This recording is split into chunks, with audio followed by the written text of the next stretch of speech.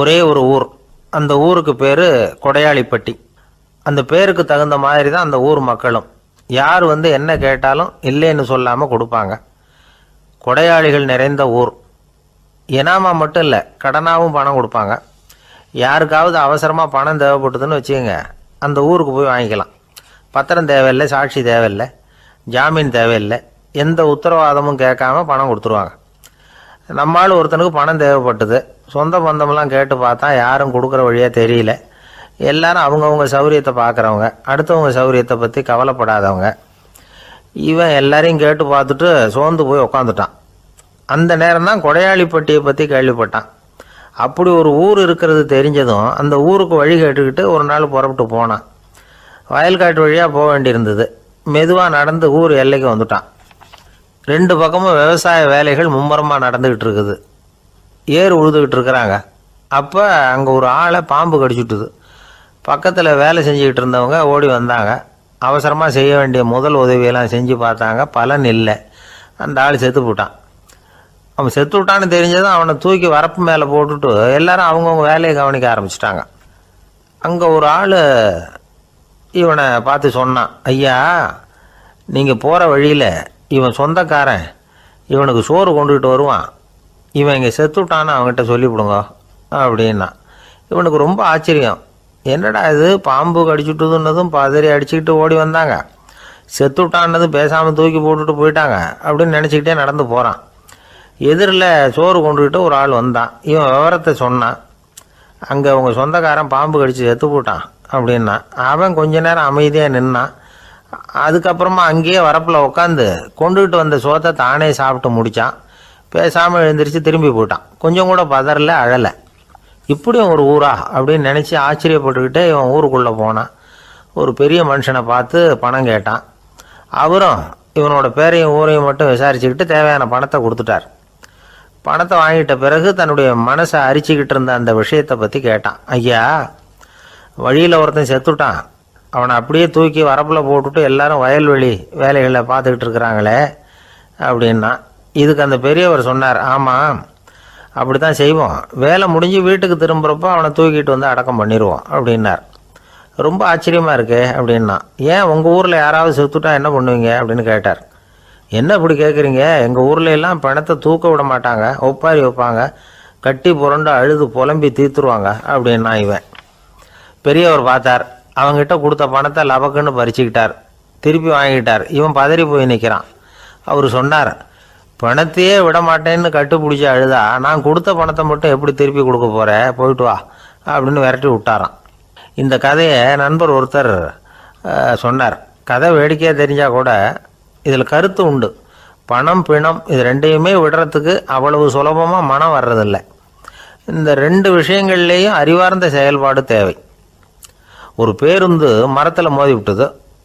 எல்லாரும் அடிபட்டு முனைகிட்டு கிடக்கிறாங்க.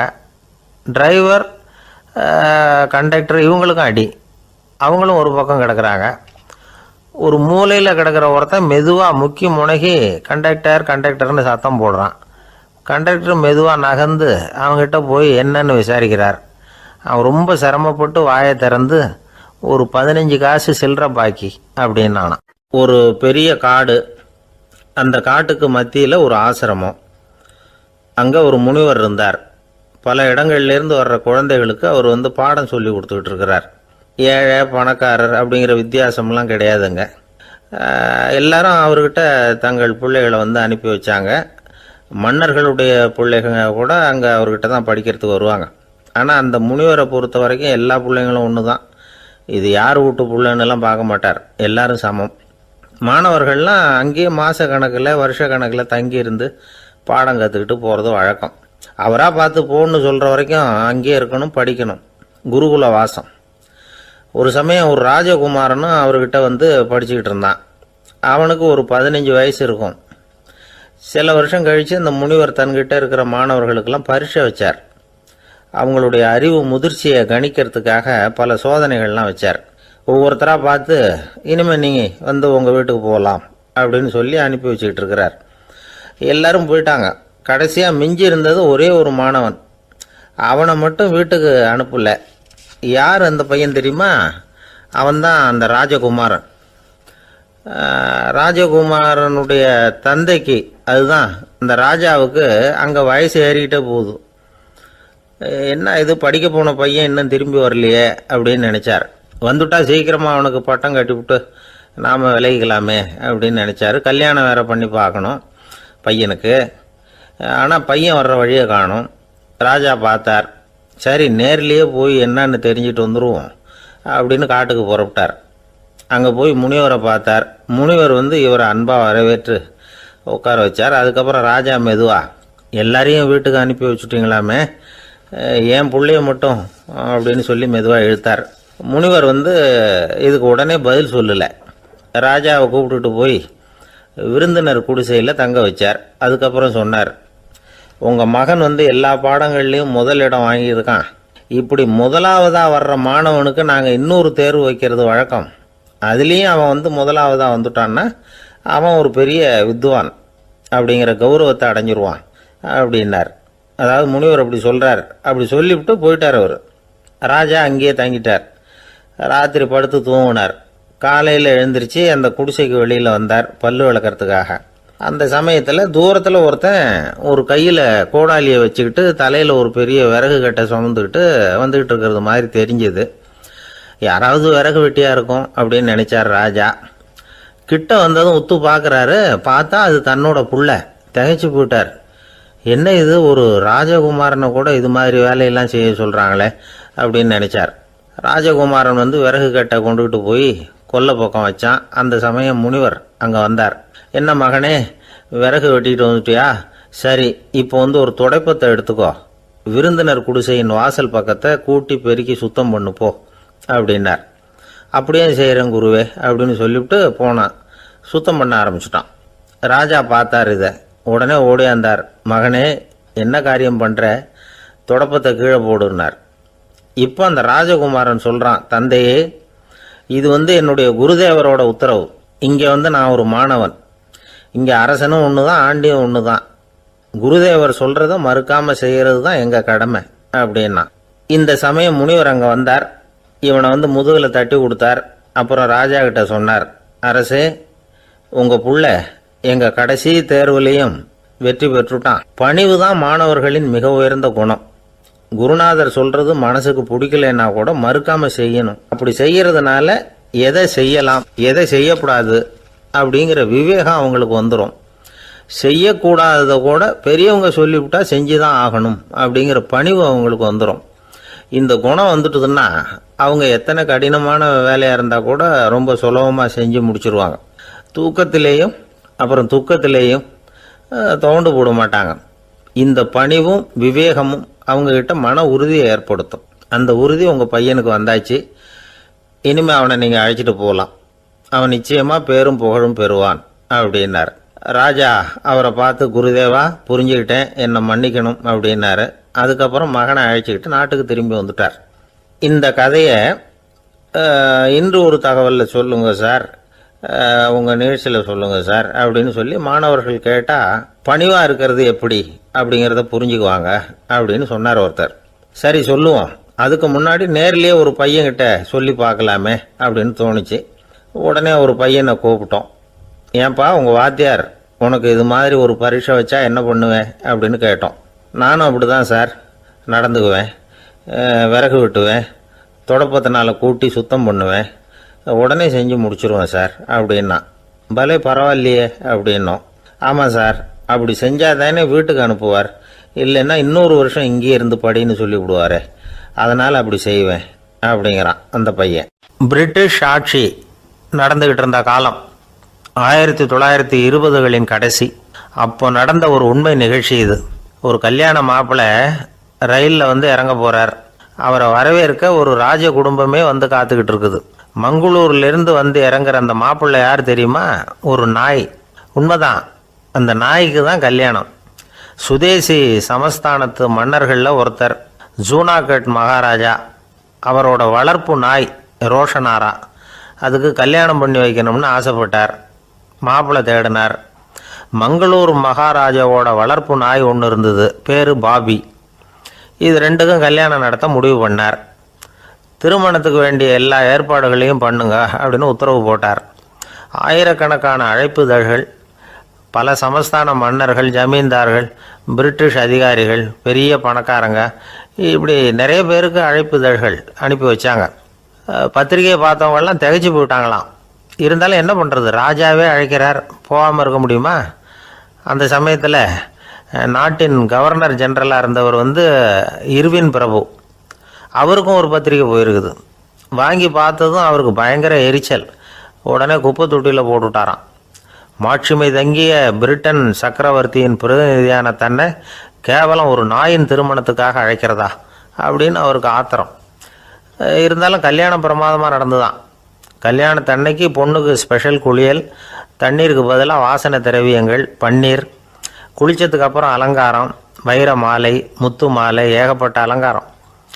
மாப்பிள்ளையை அழைக்கிறதுக்கு ரயில்வே ஸ்டேஷனில் ராஜ குடும்பமே காத்துக்கிட்டு இருக்குது. அவங்களோட வளர்ப்பு நாய்கள் 250. அத்தனை நாய்களுக்கும் பட்டு துணி போத்தி இருக்குது. முத்து வடங்கள் அணிவிச்சிருக்கிறாங்க. எல்லாம் ராஜ நாய்கள். அதுகளையும் வீதியில் நடக்க விடலையாம். அதுகளை சுமந்துக்கிட்டு போக அலங்கரிக்கப்பட்ட யானைகள் காத்துக்கிட்டு இருக்குதான். மாப்பிள்ளைக்கு வரவேற்பு எப்படி தெரியுமா? அது நடந்து வர்ற பாதை பூரா ரத்தன கம்பளம் விரிச்சிருக்குது. 2 பக்கமும் ராஜாங்க அதிகாரிகள் கைகட்டி நிற்கிறாங்க. அரசு படை வீரர்கள் அணிவகுப்பு மரியாதை செலுத்துகிறாங்க. அந்த நாய் ராஜ மரியாதையோடு நடந்து வருது. நகையெல்லாம் போட்டுக்கிட்டு வருது. திருமண மண்டபத்துக்கு சேருது. அங்கே கல்யாணம் அமோகமாக நடக்குது. இந்த திருமணத்தை முன்னிட்டு அந்த ஜூனாகட் சமஸ்தானத்துக்கு 3 நாள் விடுமுறை வேறு. கல்யாணத்துக்கு வந்திருந்தவங்களுக்கெல்லாம் ஏக தடபுடலாக விருந்து, நாட்டியம் எல்லாம் பிரமாதமாக நடந்து தான். இந்த கல்யாணத்தில் கலந்துக்க வந்திருந்த மற்ற சமஸ்தானத்து மன்னர்கள், தீவான்கள், அரச குடும்பத்தினர், இப்படி அவங்க 700 பேராம். அவங்க போகிறதுக்காக விசேஷ ரயில்கள்லாம் வேற விட்டுருக்காங்க.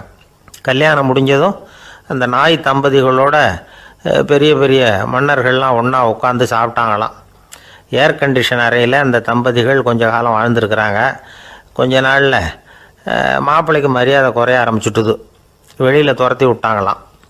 அந்த பெண் நாய் மட்டும் ராஜ போகங்களை அனுபவித்து வந்து தான். இந்த கல்யாணத்தை பார்த்துட்டு தொடர்ந்து மற்ற சமஸ்தானத்து மன்னர்களும் நாய் திருமணங்கள் நடத்த ஆரம்பிச்சுட்டாங்களாம். இது உண்மையில் நடந்திருக்குது. இப்படி அது இருக்கட்டும். இப்போ நம்ம கதைக்கு வருவோம். ஒரு ராஜாவுக்கு ரொம்ப நாள் கழித்து ஒரு குழந்தை பிறந்து தான். அரண்மனை ஜோசியரை கூப்பிட்டுருக்கார் ராஜா. ஜோசியரே, என் மகன் வருங்காலத்தில் சிறந்த வாழ் வீரனாக வரணும்னு ஆசைப்படுறேன். வருவானாங்கிறத கொஞ்சம் பார்த்து சொல்லுங்களேன் அப்படின்னாராம். ஜோசியர் சொன்னார், மன்னா, உங்கள் புள்ள வாழ் வீரனாக வர்றது கஷ்டம். ஆனால் அவரும் உங்களை மாதிரியே நாய்க்குட்டிகள் பேரில் பிரியமாக இருப்பார். அதுகளுக்கு கல்யாணமும் பண்ணி வைப்பார் அப்படின்னாராம். அது எப்படி கண்டுபிடிச்சிங்க அப்படின்னு கேட்டிருக்கார் ராஜா. அரசே, உங்கள் பிள்ளைக்கு வாழ் மேலே உள்ள பிரியத்தை காட்டிலும் நாய் மேலே உள்ள பிரியம் அதிகங்கிறதுக்கான அறிகுறி இப்போவே தெரியுது. நல்லா கவனித்து பாருங்க. அவர் வாழ்னு கத்துறாரு அப்படின்னாரு. கவனித்து பார்த்துட்டு அப்படி எனக்கு காதில் விழலையே அப்படின்னாராம் மன்னர். அதனால தான் சொன்னேன், அவர் கத்துறது வாழ்னு கத்தலை, வள்ளுன்னு கத்திக்கிட்டு இருக்கார். அதனால தான் அப்படி சொன்னேன் அப்படின்னாராம் அரண்மனை ஜோசியர். உங்கள் பையன் எப்படி சார் இருக்கான் அப்படின்னு விசாரித்தார் ஒருத்தர். அவன் என்ன சார், எதை சொன்னாலும் காதில் வாங்க மாட்டேங்கிறான், அவன் பாட்டுக்கு போகிறான் வர்றான் அப்படின்னு சொல்லி அழுத்துக்கிட்டார் அப்பா. பெரியவங்க சொல்கிறத சின்ன பிள்ளைங்க கேட்கறது இல்லைங்கிறது ஒரு குறை. பெரியவங்க சொல்கிறது சின்ன பிள்ளைங்க காதிலேயே விழறது இல்லைங்கிறது ஒரு குறை. இது கொஞ்சம் சீரியஸான விஷயம், கவனித்து பார்க்கணும். ஒரு குழந்தைக்கு காது சரியாக கேட்குதா இல்லையா அப்படிங்கிறத நாம் தான் கவனித்து பார்த்து கண்டுபிடிக்கணும். அதுவாக நம்மக்கிட்ட தவழ்ந்து அப்பா எனக்கு காது கேட்கல, அழைச்சிட்டு போங்க டாக்டர்கிட்ட அப்படின்னுலாம் சொல்லிகிட்டு இருக்காது. அது சரி, ஒரு குழந்தைக்கு காது சரிவர கேட்குதா இல்லையா அப்படிங்கிறத முன்கூட்டியே நாம் தெரிஞ்சுக்கிறது எப்படி? அதுக்கு சில வழி இருக்குது. உங்கள் குழந்தைய கொஞ்சம் அப்படி கவனித்து பாருங்கள். அடிக்கடி ஜலதோஷம், காதில் அரிப்பு ஏற்படுதா, மூக்கு விரிவாகவும், அப்புறம் டான்சில், அடினாய்டு, சத அழற்சி, இது மாதிரி ஏதாவது இருக்கா, வாயிலிருந்து எச்சில் ஒழுகுதா, குழந்தை வாயினால் சுவாசிக்குதா, பற்கள் முன்னாடி தள்ளி வளருதா, இதெல்லாம் அதுக்கு அறிகுறி. அப்புறம் இந்த VBDF TH இப்படி இந்த ஒலிகள் சேர்ந்த வார்த்தைகளை குழந்தை சரியாக புரிஞ்சுக்காது. இப்போ உதாரணத்துக்கு பட்டுன்னு சொல்லு குழந்தை அப்படின்னீங்கன்னா அது வந்து கட்டுன்னு சொல்லும். அதாவது பட்டு சவுண்டை அதால் புரிஞ்சிக்க முடியல. அப்புறம் உங்கள் குழந்தை வந்து உங்களை உறக்க பேச சொல்கிறானா, அடிக்கடி கேள்வி கேட்குறானா, சாப்பிட்றப்போ கவனம் இல்லாமல் இருக்கானா, படிப்பில் போதுமான முன்னேற்றம் இல்லையா, வகுப்பில் சரியாக கவனிக்கிறது இல்லையா, இப்படிலாம் இருந்தால் ஆரம்பத்திலேயே டாக்டர்கிட்ட அழைச்சிட்டு போய் சிகிச்சையை வந்து ஆரம்பிச்சுடலாம், குணப்படுத்தி விடலாம். குழந்தைக்கு காது சரியாக கேட்கலன்னா நீங்கள் செய்ய வேண்டியது என்ன தெரியுமா? அவனுக்கு காது கேட்கலேங்கிறதுக்காக அவன் முன்னாடி சத்தம் போட்டு பேசக்கூடாது. மெதுவாக சீராக பேசணும், அவனை பார்த்து பேசணும். உங்கள் உதட்டு அசைவுகள் வந்து அவனுக்கு உதவும், அதை பார்த்தே புரிஞ்சுக்குவான். நீங்கள் வாயில் வெத்தலை பாக்கு போட்டுக்கிட்டோ புகை பிடிச்சிக்கிட்டோ பேசக்கூடாது. அப்படி பேசினா அவனால் அந்த உச்சரிப்பை சரியாக புரிஞ்சிக்க முடியாது. ஒரு வார்த்தையை சொல்கிறீங்க, அவனுக்கு புரியல அப்படின்னா அதே வார்த்தையை மறுபடியும் சொல்லணும். அவனுக்கு நீங்கள் முதல்ல சொன்ன வார்த்தை புரியலேன்னு நினச்சிக்கிட்டு மறுபடியும் திருப்பி சொல்கிறப்போ அதே அர்த்தம் வரக்கூடிய வேறு வார்த்தையை சொல்லக்கூடாது. இப்படிலாம் நடந்துக்கிட்டால் அவனுக்கு வந்து மன திடத்தை ஏற்படுத்த முடியும். இல்லைன்னா அவனுக்கு வந்து தாழ்வு மனப்பான்மை வந்துடும். குழந்தைக்கு காது கோளாறுன்னா ஆரம்பத்திலேயே டாக்டர்கிட்ட அழைச்சிட்டு போனால் போதும், குணப்படுத்தி விடலாம். அப்புறம் பார்த்துக்கலாமே அப்படின்னு அலட்சியமாக இருந்துட்டா தான் கஷ்டம். சில பேர் கோபத்தில் சின்ன பிள்ளைங்க காதை பிடிச்சி திருகிறது உண்டு. இது ரொம்ப தப்பு. காது கையோடு வந்துட்டால் என்ன பண்ணுறது? ஒரு வேடிக்கை கதை, அது கதை தான், நிஜமாக நடந்ததில்லை, அது மாதிரி நடக்கவும் நடக்காது. ஒரு வேடிக்கைக்காக சொல்லப்படுற கதை. அதாவது ஒரு வீட்டில் அப்பா வந்து அம்மாவை பார்த்து சொல்லிகிட்டு இருக்கார், இதை பாரு, நாளைக்கு காலையில் என்னை சீக்கிரம் எழுப்பி விட்ரு, நான் செங்கல்பட்டு வரைக்கும் போயிட்டு வர வேண்டியிருக்கு அப்படின்னாராம். இதை அவங்க பையன் காதில் வாங்கிட்டு இருக்கான். அப்பாவுக்கு சிரமம் வேண்டாமே அப்படின்னு நினச்சி அவனே காலையில் யாருக்கும் தெரியாமல் எழுந்திரிச்சு புறப்பட்டு செங்கல்பட்டுக்கு போட்டான். சாயந்தரமாக திரும்பி வந்தான். அப்பா பையனை காணாமல் அலமோதிக்கிட்டு இருக்கிறார். சாயந்தரமாக பையனை பார்த்ததும் எங்கடா போயிட்டு வந்தேன்னு கேட்டார் கோவமாக. செங்கல்பட்டுக்கு போயிட்டு வந்தேப்பா, நீ வேணா அலைய வேண்டாமேன்னு அப்படின்னா. எதுக்கடா போனேன்னு அதட்டினார். அதான்ப்பா, நீ நேற்று வந்து அம்மா கிட்ட சொல்லிக்கிட்டு இருந்த, அதை காதில் வாங்கினேன், உனக்காக நான் போயிட்டு வந்தேன் அப்படின்னா. உடனே எந்த காதில் வாங்கினேன் அப்படின்னு சொல்லி காதை பிடிச்சி திருகினார். அந்த காது கையோடு வந்துட்டுது. இது நடந்து கொஞ்ச நாள் கழித்து அந்த அப்பாவும் பையனும் கடத்தெருவில் போய்கிட்டு இருக்கிறாங்க. எதிரில் ஒரு நாய் ஓடி வந்தது. அதுக்கு 2 காதும் இல்லை. என்ன இது, இந்த நாய்க்குட்டிக்கு 2 காதும் இல்லை அப்படின்னார் அப்பா. அதுக்கு பையன் சொல்கிறான், அப்பா அது 2 தடவை செங்கல்பட்டுக்கு போயிட்டு வந்துடுவோம் அப்படின்னானா. ஒரு அப்பாவுக்கு 2 பிள்ளைங்க. மூத்தவன் ரொம்ப அடக்கம், அப்பா எது சொன்னாலும் கேட்பான், பெரியவங்களுக்கு கீழ்ப்படிஞ்சு நடப்பான். இளையவன் அப்படி இல்லை, தான் நினச்சதை தான் சொல்லுவான், செய்வான். அடுத்தவங்க சொல்கிறத கேட்க மாட்டான், அடங்கி நடக்க மாட்டான். இந்த 2 பேரில் யாரை வந்து உங்களுக்கு பிடிக்கும்? பெரியவனை தான் பிடிக்கும். ஏன்னா அவன் தான் சொல்கிற பேச்சை கேட்குறவன் அப்படின்னு சொல்லுவீங்க. ஆனால் ஒரு ஞானி என்ன சொல்கிறார் தெரியுமா? ஒரு குழந்தை அதன் அறிவுக்காக மதிக்கப்பட வேண்டுமே தவிர அதனுடைய கீழ்ப்படியும் தன்மைக்காக அல்ல அப்படிங்கிறார். நம்ம குழந்தைகளை வந்து சுயமாக சிந்திக்கிறதுக்கு நாம் விடுறதில்ல, மற்றவங்களை பார்த்து காப்பி அடிக்கிறதுக்கு தான் நாம் அவங்களுக்கு கற்றுக் கொடுக்குறோம். புகழ்பெற்ற மனிதர்கள் சிலருடைய பேரை சொல்லி நீயும் அவர் மாதிரி ஆகணும், இவர் மாதிரி ஆகணும் அப்படின்னு சொல்லிகிட்டே இருக்கிறோம். குழந்தைகள் வந்து தங்களுடைய தனித்தன்மையை வளர்த்துக்கிறதுக்கு நாம் தடையாக இருக்கிறோம். ஒரு குழந்தைகிட்ட அனாவசியமாக வந்து நம்பிக்கையை வளர்த்துடக்கூடாது, எந்த கோட்பாட்டையும் திணிக்கக்கூடாது. நாம் ஏற்கனவே அர்த்தமில்லாத கருத்துக்களையும் கொள்கைகளையும் மனசில் போட்டு நிரப்பி வச்சிருக்கிறோம். இந்த உலகத்துக்கு புதுசாக வந்து சேர்ந்திருக்கிற ஒரு குழந்தையின் தூய்மையான மனசில் நம்ம கருத்துக்களை அறிமுகம் செய்ய அல்லது திணிக்கிறதுக்கு நமக்கு எந்த அதிகாரமும் கிடையாது.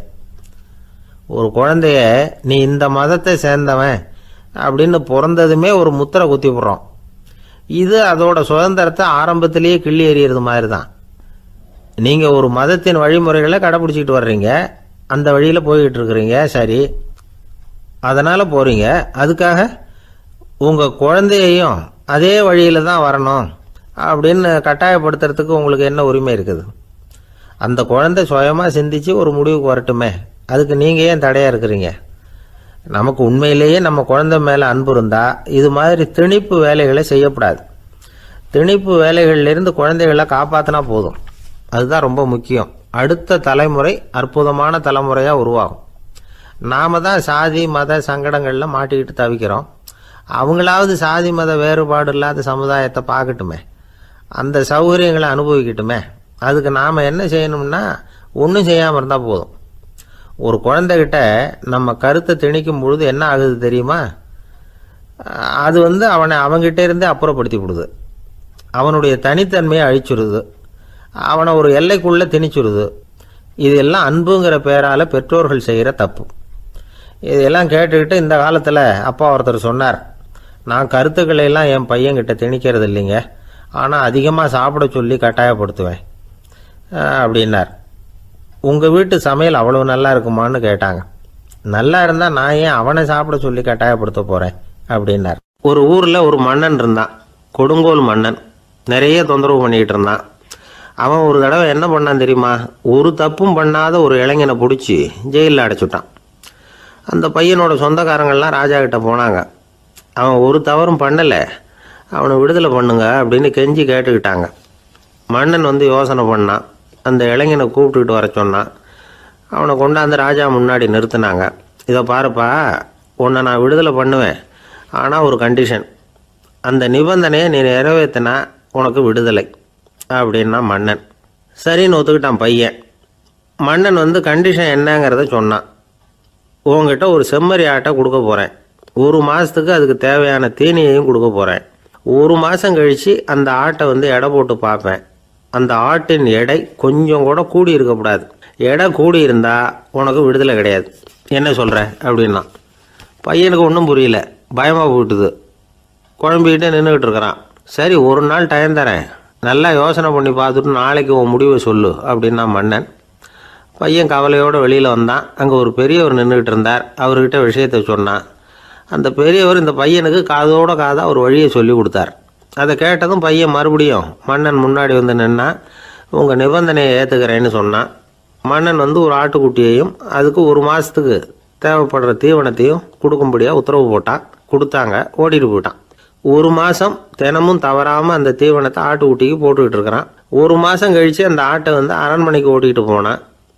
மன்னன் அதை எடை போட்டு பார்க்குறான். எடை கூடவே இல்லை, அப்படியே தான் இருக்குது. உடனே போட்ட நிபந்தனைப்படி அந்த இளைஞனை விடுதலை பண்ணிவிட்டான். சரி, ஆட்டுக்கு எடை கூடாமல் இருக்கிறதுக்கு அந்த பெரியவர் சொல்லி கொடுத்த யோசனை என்ன அப்படின்னா, அது வேற ஒன்றும் இல்லை. அந்த ஆட்டுக்கு எதிரில் அது கண்ணில் படுற மாதிரி ஒரு ஓநாயை கட்டி போட சொன்னார். அவ்வளவுதான். ஆட்டுக்கு ஓநாய்ங்கிறது பிறவி பகை. ஓநாயை பார்த்தா ஆடு நடுங்க ஆரம்பிச்சிரும், அவ்வளவு பயம். தினமும் அந்த ஆடு பயந்துக்கிட்டே தீனி சாப்பிட்டுது, எடை கூடல. அதுதான் ரகசியம். இது சின்ன பிள்ளைங்களுக்கான ஒரு கதை. இதிலேருந்து தெரிஞ்சுக்க வேண்டிய உண்மை என்னென்னா, நாமெல்லாம் சாப்பிட்றப்ப மனசும் உடம்பும் அமைதியாக இருக்கணும். அப்போ தான் அது உடம்புல விட்டும். அவசரத்துலேயும் பயத்துலையும் சாப்பிட்டா அது சரியாக ஜீரணமாகாது. இன்னொரு ராஜா இருந்தார். அவரும் ஒரு இளைஞனை ஜெயிலில் அடைச்சி விட்டார். விடுதலை பண்ணணும்னா ஒரு கண்டிஷன்னார். என்னன்னு கேட்டான். ஒரு ஆட்டுக்குட்டியை அவன் முன்னாடி கொண்டாந்து நிறுத்துவேன், நீ அதுக்கிட்ட ஒரு கேள்வி கேட்கணும், அதுக்கு சரியான பதிலை சொல்லணும். அப்படி செஞ்சுட்டா உனக்கு விடுதலைன்னார். இளைஞன் யோசனை பண்ணி பார்த்தான். சரின்னு ஒத்துக்கிட்டான். அது பிரகாரமே ஆட்டுக்குட்டியை பதில் சொல்ல வச்சுட்டான். என்ன நடந்தது தெரியுமா? ஆட்டுக்குட்டியை கொண்டாந்து நிறுத்தினாங்க. இவன் மெதுவாக அதுக்கிட்ட போனான். அது காதுகிட்ட போய் ஏப்ரலுக்கு அடுத்த மாதம் என்ன மாதம்னு கேட்டான். அது உடனே மேன்னு கத்திச்சு. இவன் விடுதலை ஆயிட்டான். ஆந்திர நாட்டில் ஒரு அரசர் இருந்தார். அந்த அரசர்கிட்ட ஒரு அமைச்சர் இருந்தார். அந்த அமைச்சர் பேர் ராயண பாஸ்கர். அவர் ஒரு பெரிய அறிவாளி. அது மட்டும் இல்லை, மிகச்சிறந்த கொடையாளி. யார் எது கேட்டாலும் இல்லைன்னு சொல்ல மாட்டாராம். அதன் காரணமாகவே அவர்கிட்ட இருந்த செல்வம் நாளுக்கு நாள் குறைஞ்சிக்கிட்டே வந்துட்டு தான். கடைசியில் குடும்பத்துக்குன்னு எதுவும் வைக்காமலே அவர் போய் சேர்ந்துட்டார். மகனும் இறந்துட்டார். அந்த குடும்பத்தில் மிஞ்சி இருந்தது அவருடைய மருமகள், ஒரு பேரன், அவ்வளவுதான். இருந்த ஒரே சொத்து பழுதடைஞ்ச ஒரு வீடு. அந்த அம்மா மற்ற வீடுகளில் வேலை செஞ்சு தன்னுடைய பிள்ளைய படிக்க வச்சுக்கிட்டு வராங்க. அந்த புள்ள ஒரு பெரிய வள்ளலுடைய பேரன்கிறது அந்த பள்ளி வாத்தியார்களுக்கும் தெரியும். அதனால் அவங்களும் இவங்ககிட்ட கொஞ்சம் அன்பாகவும் அக்கறையாகவும் பழகி பாடம் சொல்லி கொடுத்துக்கிட்டு இருக்கிறாங்க. ஒரு நாள் ஒரு புகழ்பெற்ற கவிஞர் ஒருத்தர் அந்த பள்ளிக்கூடத்துக்கு வந்திருக்கிறார். ஆசிரியர்கள்கிட்ட பேசிக்கிட்டு இருந்தப்போ ஒரு செய்தியை சொன்னாராம். ராயண பாஸ்கருங்கிற வள்ளல் எனக்கு நிறைய உதவிகள் செஞ்சிருக்கார். என்னை பாராட்டி பரிசுகள்லாம் கொடுத்துருக்கிறார். அந்த வள்ளல் வாழ்ந்த கிராமத்தை பார்க்கணுங்கிறதுக்காக தான் இப்போ இங்கே வந்திருக்கிறேன் அப்படின்னாராம். ஆசிரியர் உடனே இந்த பையனை கூப்பிட்டு, இதை பாருங்கள், இவன் யார் தெரியுமா, நீங்கள் குறிப்பிடுகிற அந்த வள்ளலின் பேரன் அப்படின்னு அறிமுகப்படுத்தினாராம். கவிஞரின் கண்களில் ஆனந்த கண்ணீர். அந்த பரவச நிலையிலேயே அந்த வள்ளலை பற்றி கவி பாட ஆரம்பிச்சுட்டாராம். இந்த சின்ன பையன் அதை கேட்டிருக்கிறான். உடனே என்ன பண்ணான் தெரியுமோ, தன் கையில் அணிஞ்சிருந்த ஒரு பொன் வளையலை கழட்டி அந்த கவிஞருக்கு பரிசாக கொடுத்துட்டானான். எல்லாருக்கும் ஆச்சரியம். தாத்தா இருக்கும் நிலையில் கொடுத்தார், பேரன் இல்லாத நிலையிலையும் கொடுக்குறான். பையனை எல்லாரும் பாராட்டினாங்களாம். இருந்தாலும் அவனுக்குள்ள ஒரு பயம் எதுவும் ஆரம்பமாச்சு. பள்ளிக்கூடம் விட்டு வீட்டுக்கு வரும்பொழுது அந்த பயம் இன்னும் அதிகமாயிட்டுது. அம்மா என்ன சொல்லுவாங்களோ தெரியலையே, ஏதோ திடீர்னு தோணிச்சு வளையலை கட்டி கொடுக்கணும்னு கொடுத்துட்டோம். குடும்பம் இருக்கிற நிலையில் இப்படி நான் செஞ்சது தப்பா, வீட்டு செலவுக்கே அம்மா எவ்வளவு கஷ்டப்படுறாங்க, வீட்டுக்கு போனதும் என்ன நடக்குமோ தெரியலையே அப்படின்னு நினச்சி பயந்துக்கிட்டே அவன் வீட்டுக்குள்ளே அடி எடுத்து வைக்கிறான். அம்மா கூப்பிட்டு சாப்பாடு போட்டாங்க. அவங்க கண்ணில் படக்கூடாதுங்கிறதுக்காக ஒரு கையை பின்னாடி மறைச்சிக்கிட்டே இருந்தான். அம்மா இதை கவனிச்சிட்டாங்க. ஏய், உன் கையை ஏன் அப்படி வச்சிருக்கிற, உன் கைக்கு என்னாச்சு, ஏதாவது அடிபட்டு போச்சா அப்படின்னு கேட்டுக்கிட்டே கையை எடுத்து பார்க்குறாங்க. வளையல காணலை. வளையல் எங்கே அப்படின்னு கேட்குறாங்க. இவன் தயங்கிக்கிட்டே நடந்ததை சொல்கிறான். அதை கேட்டதும் அந்த அம்மாவோட முகம் கோபத்தால் சவுந்து போச்சான். முட்டாளே, என்ன காரியம் பண்ண அப்படின்னு கன்னத்தில் அரைஞ்சிட்டாங்களாம். அம்மா, என்னை அடிக்காத, ஏதோ தெரியாமல் தப்பு பண்ணிட்டேன் அப்படின்ட்டுருக்கான். மகனே, வளையலை கொடுத்ததுக்காக நான் உன்னை அடிக்கலை, அப்படிங்க பின்ன எதுக்கு அடித்தேன்னு கேட்டிருக்கான். உன் பாட்டனார் ஒரு பெரிய வள்ளல், அவர் எதையும் பாதி வேலையை செய்கிறதில்ல, அவருடைய பேரை நீ அரைகுறை வேலை செஞ்சுட்டு வந்திருக்கிற அப்படின்னாங்களாம். என்னம்மா சொல்கிறேன்ருக்கான். நீ ஒரே ஒரு வளையலை மட்டும்தானே கட்டி கொடுத்துருக்குற, கொடுக்குறதா இருந்தால் ரெண்டையும் சேர்த்துல கொடுத்துருக்கணும், அதுதானே உங்கள் தாத்தாவுக்கு பெருமை அப்படின்னாங்களாம். அம்மா, தெரியாமல் இப்படி செஞ்சுட்டேன், உங்கள்கிட்டையும் அரை வாங்கிட்டேன் அப்படி இப்படின்னு அவன் சொல்லியிருக்கிறான். இப்போ அம்மா கொஞ்சம் இருங்க, அந்த கவிஞர் இன்றைக்கி நம்ம ஊரில் தான் தங்கியிருப்பார், நாளைக்கு காலையில் தான் அவர் எங்கே இருக்காருன்னு விசாரித்து இன்னொரு வளையலையும் கொடுத்துட்றேன் அப்படின்ட்டுருக்கான். மகனே, நல்ல செயல்களையெல்லாம் நாளைக்குன்னு ஒத்தி போடாத, நாளைக்கு என்ன நடக்குங்கிறது யாருக்கு தெரியும், இப்போவே போ, எங்கே இருக்காருன்னு பாரு அப்படின்ட்டுருக்காங்க. மகன் புறப்பட்டான். பள்ளி ஆசிரியர்கிட்ட போய் கேட்டானான் அந்த கவிஞர் எங்கே இருக்காருன்னு. அவர் சொன்னாராம். உடனே போய் அவர் இருக்கிற இடத்துல கதவை தட்டியிருக்கான். ராத்திரி நேரத்தில் இவனை கண்டதும் அவருக்கு ரொம்ப ஆச்சரியம். இவன் இன்னொரு கை வளையலையும் எடுத்து நீட்டியிருக்கான். அவர் திகைச்சு போய் நிற்கிறார். அவரால் என்ன பண்ணுறதுன்னே தெரியல. ஆனந்த கண்ணீர். இது பெரியவர்கள் கூற கேட்ட ஒரு வரலாறு. இன்றைக்கி இப்படிப்பட்டவங்களை பார்க்க முடியுமா? வறுமை வள்ளல் தன்மையை ஒன்று செய்து விடாதுங்கிறதுக்கு இது ஒரு உதாரணம். ஒருத்தன் இன்னொருத்தனை பார்த்து கேட்டானா, எங்கள் தாத்தா உங்கள் தாத்தாவுக்கு 100 ரூபா கடன் கொடுத்துருக்கிறார், அதை எப்போ திருப்பி கொடுக்க போகிறேன்னு. கவலைப்படாத, எங்கள் பேரன் அதை உங்கள் பேரன்ட்ட திருப்பி கொடுத்துருவான் அப்படின்னு நானான் அவன். எனக்கு வாழ்க்கையே வெறுத்து போச்சு சார் அப்படின்னு சொல்லிட்டு ஒருத்தர் வந்தார். கொஞ்ச நேரம் பேசினதுக்கப்புறம் அவர் அப்படி சொல்லியிருந்தா அதில் ஒரு அர்த்தம் இருந்திருக்கும். வர்றதுக்கு முன்னாடியே வாழ்க்கை வெறுத்து போச்சுன்னு சொல்லிட்டு வர்றார். என்ன சார் விஷயம்னு விசாரித்தோம். எங்கள் வீட்டில் தினம் 3 வேளையும் ஒரே மாதிரி சாப்பாடு சார், வித்தியாசமே கிடையாது. இப்படியே 3 மாதமாக சாப்பிட்டுக்கிட்டு இருக்கிறேன். அதை விட பட்டினி கடந்து செத்துடலாம்னு தோணுது அப்படின்னார். ஒரு பெரியவர் சொன்ன தத்துவத்தை சொல்கிறதுக்கு ஆள் கிடைக்காம தவிச்சுக்கிட்டு இருந்தோம். இப்போ ஒருத்தர் கிடைச்சிட்டார். விட்டுலாமா?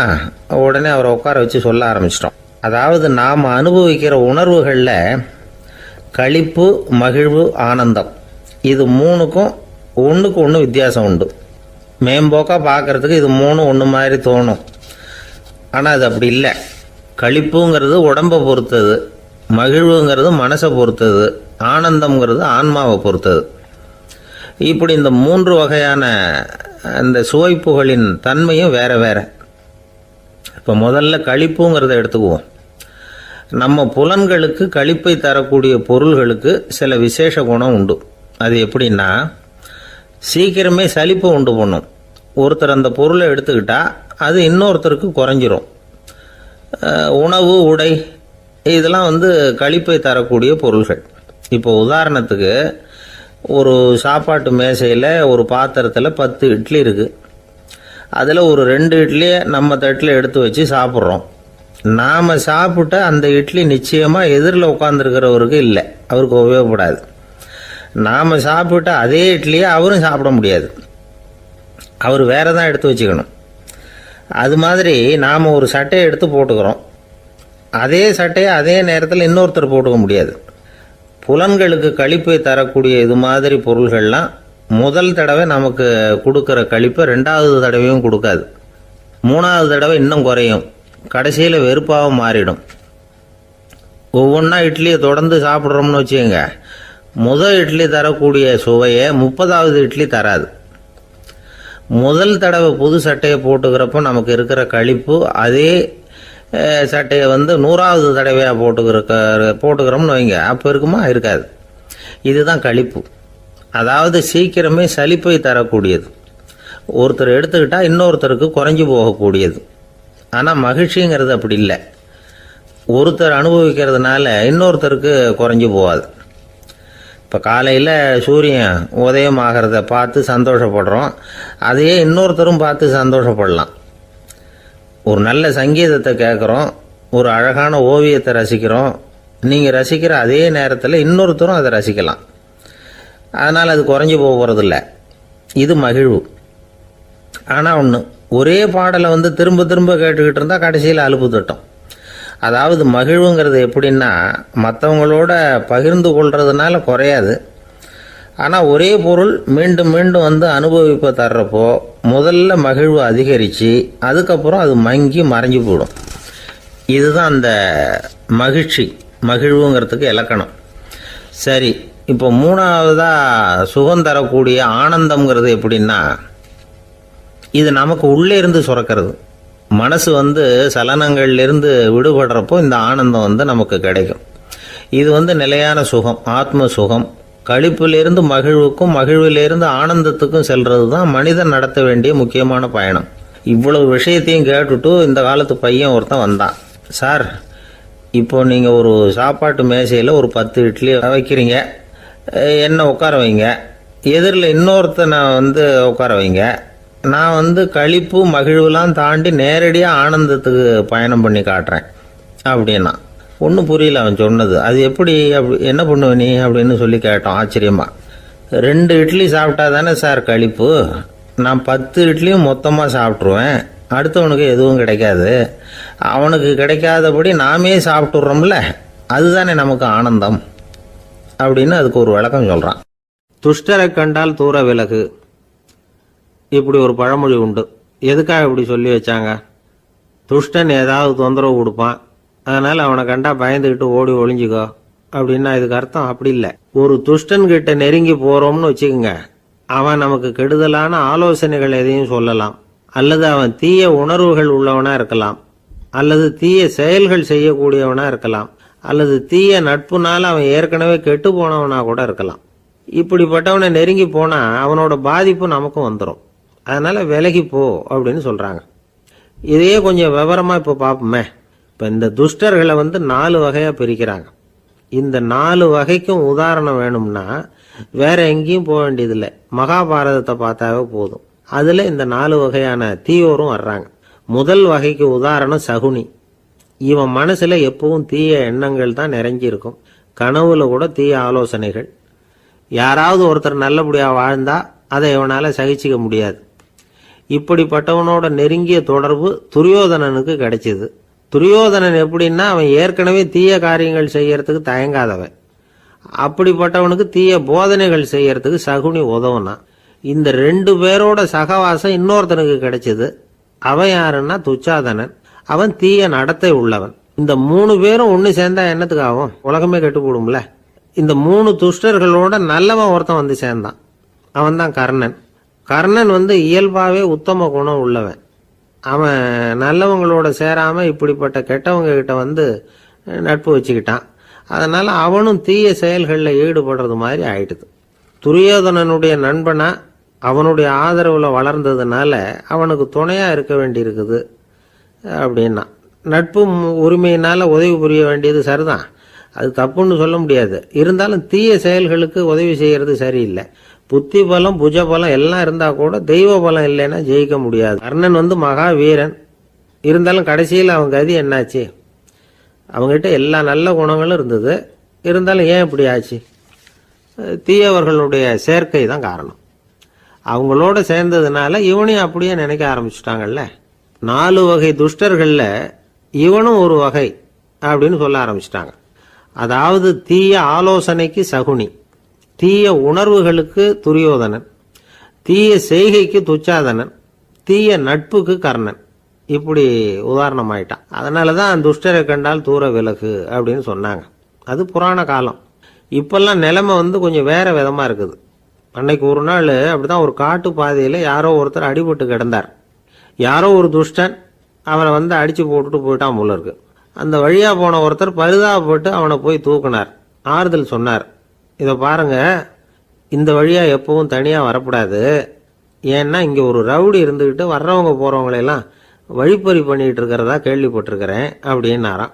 இனிமே அப்படி கேள்விப்பட மாட்டீங்க அப்படின்னு நானா அந்த ஆளு. ஏன்னு கேட்டிருக்காரு இவர்.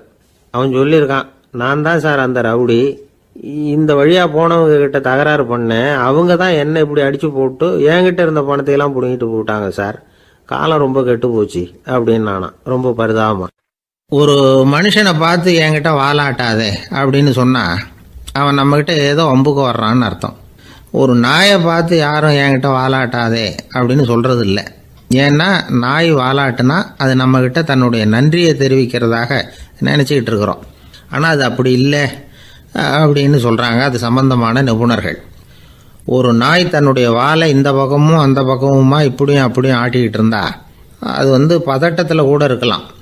நாய் நட்பாக இருந்தாலும் வாலாட்டும், ஆத்திரத்தில் இருந்தாலும் வாலாட்டும், கோபத்தில் இருந்தாலும் வாலாட்டும், குழப்பத்தில் இருந்தாலும் வாலாட்டும், மகிழ்ச்சியாக இருந்தால் கூட அது வாலாட்டும். அதை நாம் தப்பாக புரிஞ்சுக்கிட்டு அதுக்கிட்ட போய் மாட்டிக்கக்கூடாது. நாயை பற்றி எனக்கு நல்லா தெரியும் அப்படின்னு சொல்கிறவங்க கூட அதுக்கிட்ட கடி வாங்கிட்டு நிற்கிறது உண்டு. நிபுணர்கள் என்ன சொல்கிறாங்க தெரியுமா? எப்போவுமே நாய்கள் திடீர்னு கடிச்சு விடுறதில்ல, கடிக்கிறதுக்கு முன்னாடி சில அறிகுறிகளை காட்டும். அதை சரியாக புரிஞ்சுக்கிட்டோம்னா தப்பிச்சுக்கலாம். ஒரு வீட்டுக்கு போகிறீங்க, அங்கே புதுசாக ஒரு நாயை பார்க்குறீங்க, உடனே அதுக்கிட்ட போய் குனிஞ்சு சிரிச்சுக்கிட்டே அது தலையில் தட்டுறீங்க. இது ரொம்ப தப்பான். ஒரு நாய் இன்னொரு நாயை நேருக்கு நேர் பார்த்து பல்ல காட்டுனா அது தன்னுடைய தன்முனைப்பை காட்டுதுன்னு அர்த்தமா. உன்னை விட நான் பெரியவன் அப்படின்னு சொல்லுதுன்னு அர்த்தம். அதனால் நீங்கள் அது மாதிரி கிட்ட போய் சிரிக்கிறோம் அப்படின்னு நினச்சிக்கிட்டு பல்ல காட்டினா உங்களையும் எதிரியாக நினச்சிரும். இன்னொரு விஷயம் என்னென்னா, தலையில் தட்டுனா நாய்க்கு பிடிக்காது. அது தன்னை அடக்கிறதாகவும் அச்சுறுத்துறதாகவும் நினச்சிக்கிட்டு இருக்கும். சரி, அப்படின்னா புதுசாக ஒரு இடத்துல அல்லது வீட்டில் நாய்க்குட்டியை பார்த்தா என்ன பண்ணுறது? நீங்கள் சும்மா இருங்க, அதுவாக கிட்ட வரட்டும். அதுக்கப்புறம் அதுக்கிட்ட கனிவாக பேசுங்க. கன்னம், மார்பு, தோல் இங்கெல்லாம் தட்டலாம், தப்பு இல்லையா? தலையில் தான் தட்டப்படாதான். ஒரு நாய் உங்களை நோக்கி ஓடி வருது, நீங்களும் ஓடுனா அது துரத்த ஆரம்பிச்சிடும். அசையாமல் சில மாதிரி நின்றுடுங்க, அது கிட்ட வராது. அதுக்கு ஆர்வம் இல்லாமல் போயிடும். ஒரு தெருவில் சின்ன பிள்ளைங்க நிறைய பேர் விளையாடிக்கிட்டு இருக்கிறாங்க. அப்போ சில நாய்கள் அங்கே ஓடி வருது. எல்லாரும் ஓடினாங்க. அப்படி ஓடுறப்போ ஒரு பையன் கால் தடிக்க கீழே விழுந்துட்டான். என்னாச்சு தெரியுமா? துரத்திக்கிட்டு வந்த நாய்கள்லாம் கீழே விழுந்தவன ஒன்றும் செய்யலை, அவன்கிட்டே போகல. ஓடிக்கிட்டு இருந்தாங்கல்ல பசங்க, அவங்கள துரத்திக்கிட்டு அவங்க பின்னாடி ஓடிச்சான். அதுதான் நாய்களுடைய சுபாவம். ஒரு நாய் நம்மளை நேருக்கு நேர் முறைச்சி பார்க்குதுன்னு வச்சுங்க, நாமளும் அதை முறைச்சி பார்க்கக்கூடாது. நாம் வேறு பக்கம் எங்கேயாவது பார்க்க ஆரம்பிச்சிடணும். ஒரு நாய் கோபமாக இருந்ததுன்னா அதோட வால் உறுதியாக நேராக நிற்கும். ஒரு நாய் பணிந்து போனால் அல்லது பயந்து போனால் அது தன்னோட வாலை காலுக்கு நடுவில் வச்சுக்கும். ஒரு நாய் நம்மளை பார்த்து பயந்து நிற்கிதுன்னு வச்சுங்க, அதனால் நமக்கு ஆபத்து இல்லைன்னு நினச்சிடக்கூடாது. உங்களை பார்த்துட்டு ஒரு நாய் ஒடுங்குச்சுன்னா நீங்கள் விலகி போயிடணும் அப்படின்னு அது நினைக்குது. நிறைய பேர் பயந்து போன நாயால் கடிபடுறாங்க. இவன் நம்மளை விட பெரிய ஆள், மாட்டிக்கிட்டோம், வேறு வழி இல்லை அப்படிங்கிற நினப்பில் தான் நாய் கடிக்க ஆரம்பிக்குதான். இதே மாதிரி சங்கிலியால் கட்டி போடப்பட்டிருக்கிற நாயும் ஆபத்தானது தான். தொடர்ந்து கட்டி போட்டிருந்தா காலப்போக்கில் அது ஒரு மாதிரி ஆகிடும். நாய் குழந்தைகளை கடிக்காது அப்படின்னு சில பேர் சொல்லுவாங்க. அதுவும் ஒரு தவறான நம்பிக்கை. அதனால் சின்ன குழந்தைகளை தனியாக நாயோட விளையாட விடக்கூடாது. ஆகக்கூடி நாயை பற்றி நிறைய விஷயம் புரிஞ்சுக்க வேண்டியிருக்குது. ஒருத்தர் தன்னுடைய நண்பர் வீட்டுக்கு போயிருந்தார். அவசியம் எங்கள் வீட்டில் சாப்பிட்டுட்டு தான் போகணும் அப்படின்னு ரொம்ப அன்பாக சொல்லிவிட்டார். அதை மீற முடியல இவரால். சரின்னு உட்காந்துட்டார். சாப்பாடு போட்டாங்க, சாப்பிட ஆரம்பித்தார். அவங்க வீட்டில் கட்டி போட்டிருந்த நாய்க்குட்டி இவர் சாப்பிட்றத முறைச்சி பார்த்துது. ஏன் இப்படி என்ன இது முறைச்சி பார்க்குது உங்கள் வீட்டு நாய்க்குட்டி அப்படின்னு அவர் கேட்டார். அப்போ அவங்க சொன்னாங்களாம், அதுகிட்ட ஒரு கெட்ட பழக்கங்க, தன்னோட தட்டில் யார் சாப்பிட்டாலும் அது அப்படி தான் முறைச்சி பார்க்கும் அப்படின்னாராம் அவர். இன்றைக்கு பல பேர் உயில் எழுதி வைக்கிறாங்கல்ல. இந்த உயில்னா என்ன? அதாவது ஒரு நபர் தனக்கு பின்னாடி தன்னுடைய சொத்துக்கள் யாருக்கு போய் சேரணும்னு நினைக்கிறாரோ அந்த நினைப்பை சட்டப்படி உறுதிப்படுத்துறது தான் உயில். சரி, உயிலை யார் எழுதலாம்? 18 வயசு பூர்த்தியான யாரும் உயில் மூலமாக சொத்துக்களை விநியோகிக்கலாம்.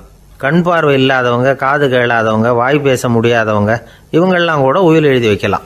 புத்தி சுவாதீனம் இல்லாதவங்க கூட சில சமயம் புத்தி தெளிவாக இருந்தால் உயில் எழுதலாமா. குடிபோதையில் இருக்கிறவங்க, தாங்கள் என்ன செய்கிறோங்கிறது தெளிவாக அறிய முடியாதவங்க, நோய் நொடியில் இருக்கிறவங்க, இவங்கெல்லாம் உயில் எழுத முடியாது. ஒருத்தரை நிர்பந்தப்படுத்தி ஏமாற்றி அல்லது சுய நினைவில்லாத ஒருத்தர்கிட்ட எழுதி வாங்கி வைக்கிற உயில் செல்லாது. உயிலை இந்த முறையில் தான், இந்த படிவத்தில் தான் எழுதணும்னு சட்டத்தில் விதி எதுவும் கிடையாது. இதுக்கு முத்திரை கட்டணமும் கிடையாது. உயிலை வெற்று காகிதத்தில் எழுதலாம். அச்சடிக்கணும், டைப் அடிக்கணுங்கிற அவசியம் கூட இல்லை. கையாலேயே கூட எழுதலாம். எழுதி இருக்கிறது புரியணும், அவ்வளவுதான். குறைந்தபட்சம் 2 சாட்சிகளை வச்சுக்கிட்டு உயில் எழுதுகிறவர் அதில் கையெழுத்து போடணும். கையெழுத்து போட தெரியாதுன்னா இடது கை பெருவிரல் ரேகை வைக்கலாம்.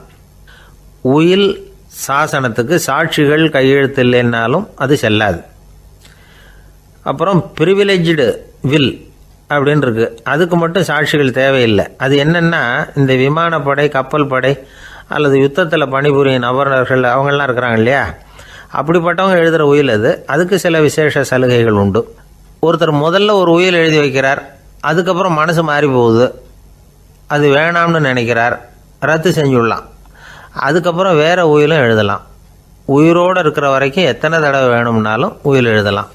கடைசியாக எழுதப்பட்ட உயில் சட்டப்படி சரியாக இருந்தால் அதுதான் அமலுக்கு வரும்.